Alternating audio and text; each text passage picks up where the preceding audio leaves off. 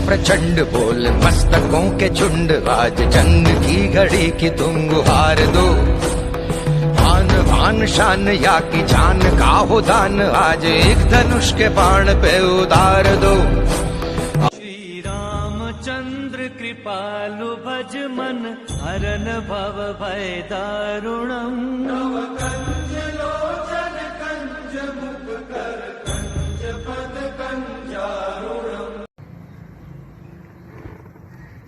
ये high court के back side वाले रोड पे ये कम्युनिटी सेंटर है काका नगर का। मैं आपको दिखा देता हूँ। कम्युनिटी सेंटर काका नगर, उसके ठीक सामने दिल्ली हाई कोर्ट के बैक साइड पे ये रोड पर ये मजार कब बनी, मैं तो आज पहली बार देख रहा हूँ। सैयद जन्नती बाबा देख सकते हैं। और ये किसने बनाई, कब बनाई मजार, ये हाई कोर्ट के बैक साइड में बिल्कुल। ये फ्लैट्स हैं सोसाइटी के बैक साइड में। इसे जल्द से जल्द यहां से हटाया जाए। अवैध रूप से रोड पे मजार बनी हुई है। And all you can talk about is money and fairy tales of eternal economic growth. How dare you? नसीला तेरा नैना, चुराइले हमरा चैना, अब हमरे दिल में रहना। नसीला तेरा नैना, चुराइले हमरा चैना। जज्बे में मिलावट है, प्रतिशोध भी पवित्र है। हर जज्बे में मिलावट है, प्रतिशोध भी पवित्र है। ये आज की महाभारत है, यहाँ सिर्फ रक्त चरित्र है।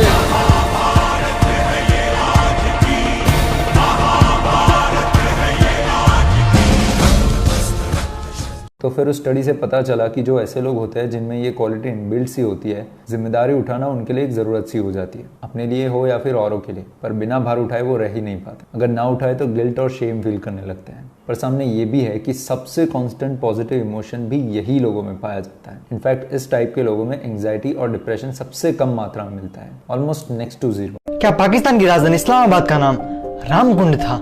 पाकिस्तान की कायद-ए-आज़म यूनिवर्सिटी के आर्कियोलॉजी विभाग के मुताबिक इस्लामाबाद में 3 हिंदू मंदिर हुआ करते थे, जहां सैयदपुर गांव में राम मंदिर था। मानना है कि यहाँ प्रागैतिहासिक काल की गुफाएं मिली हैं, जहां भगवान राम व लक्ष्मण के नाम के कुंड प्राप्त हुए हैं। और सैयदपुर में इस श्री राम मंदिर व कुंड होने के कारण इस्लामाबाद को राम कुंड नाम से जाना जाता था। मुझे करेक्ट क्यों दिखना है? मुझे इस बात की चिंता क्यों करनी है कि तिलक लगाने से लोग क्या कहेंगे, और धोती पहनने से लोग क्या कहेंगे, और पूजा करने से मेरे दोस्त क्या कहेंगे? वो दोस्ती किस बात की जो आपकी पूजा और तिलक लगाने से टूट जाए? ऐसी दोस्ती नहीं रखनी। 30,000 थोड़े हैं और 3 बहुत बड़े। भगवद गीता दुनिया का एक धर्म ग्रंथ जिसकी जयंती मनाई जाती है। कृष्ण अर्जुन का संवाद है गीता। 18 अध्याय और 700 श्लोकों का जीवन ग्रंथ है गीता। सर्वशास्त्रों का निचोड़ है गीता। जीवन युद्ध के लिए तैयार करती है गीता। सिर्फ पुस्तक नहीं, हमारी माँ है गीता। भगत सिंह से लेकर गांधी जी, आइंस्टाइन से लेकर इमर्सन, सभी को ज्ञान का प्रकाश देती आई है Gita. The complete manual for human life, the key to life है भगवद। पश्चिम बंगाल में हो रही हिंसा, ऐसा है कि हमसे थोड़ा समय मांगा गया है, तो वहाँ विधिक कार्रवाई जो है करने के लिए मुझे आश्वासन मिला है कि संविधान की रक्षा हर संभव में की जाएगी। और वहाँ जांच की जा रही है जो लोग जो है इस तरह से अनलीगल असंवैधानिक कदम उठाए हैं।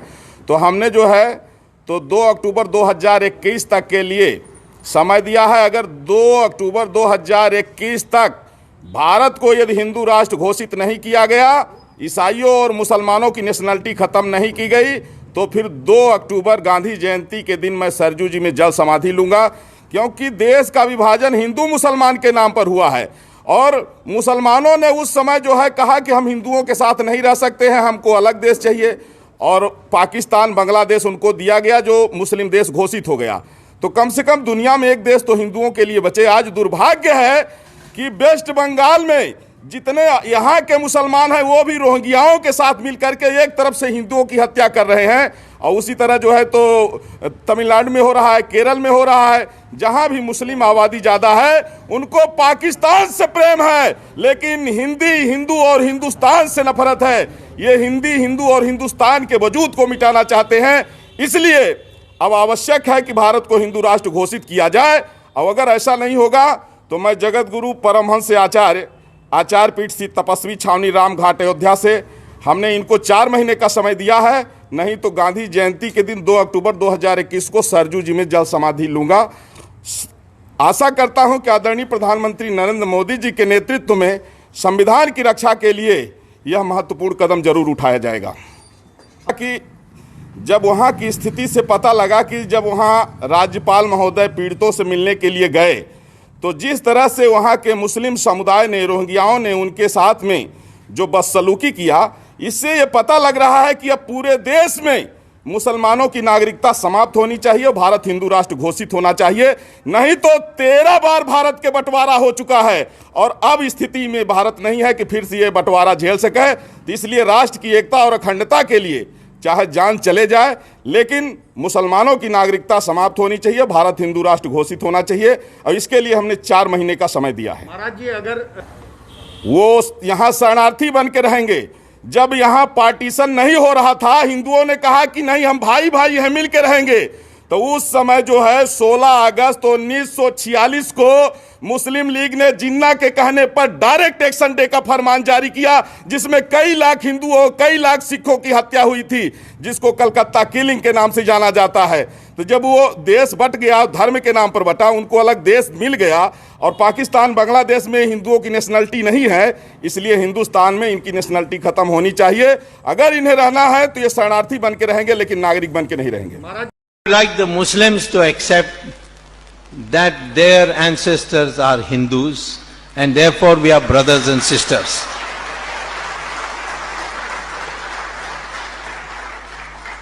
One Muslim asked me, what is the proof? I said, see Cambridge University Journal of Genetics, where Muslim and Hindu population DNA has been tested and found to be the same. Brahmin DNA and scheduled caste DNA is also the same. North Indian DNA and South Indian DNA is also the same. All this Aryan Dravidian is all bogus. They are all British construction. There is no word Aryan in our scriptures. There is Arya. Arya means civilized person. Dravida was a word introduced by Sri Adi Shankara. When he said that, when he was asked, when he had gone to North India, he was asked, who are you? He said, I am a Dravida Shishu. Shishu means child. Dravida says it is a sandhi of 2 words, tra and vid, which means where the 3 oceans meet. And the 3 oceans are Arabian Sea, Bay of Bengal, Indian Ocean. That means South India is Dravida. And this Karunanidhi, like a fool, has swallowed the British theory. And he started propagating Aryans and Dravidians. He even went to saying that Ramayana, you see, Ravana was a Dravida king. And we shall celebrate Ravan Leela. You celebrate Ram Leela. I told him, you don't know, Ravana was born near Delhi in a place now called Noida. His wife was from Mandodari was from Meerut. Ravana went to Mansarovar and Kailash and prayed to Lord Shiva. Shiva gave him a varam, gave him a boon. With that boon he saw where I can conquer. And he saw that Guber had made Sri Lanka beautiful. So he came to Sri Lanka, conquered it. After some time Karunanidhi accepted that. So now he stopped doing Ravan Leela. But he still very angry with Ram. When I was fighting against the Setu Samudram project, of course I've got it stopped now from the Supreme Court.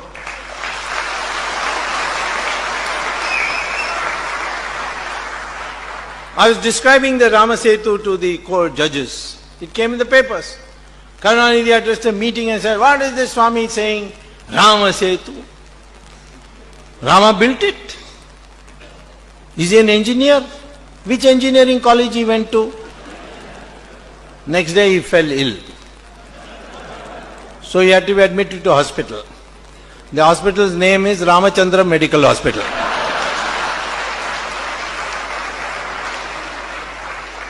So I sent him a letter, get well, but at least be happy that Rama has got an MBBS. This is how our minds and divisions taken. What is this Aryan Dravidian nonsense? Do you have to be born in a Brahmin family to be a Brahmin? No. Proof. Take Maharishis of our country. Were they born in Brahmin houses? Veda Vyasa. Mother, fisherwoman. Kalidasa. He was in the forest as an Adivasi cutting wood. Vishwamitra, the Rishi of Rishis, born in the Kshatriya family. And Valmiki, born in a scheduled caste family. These are all written, you can see it. Bhagavad Gita says that it has got to do with gunas. Because we divided society into 4 parts. Someone will only work with knowledge, but will not have weapons, will not have wealth, will not have land. Some will work with weapons, but will not be able to make policy, because that is the area of the Maharishis who work with knowledge.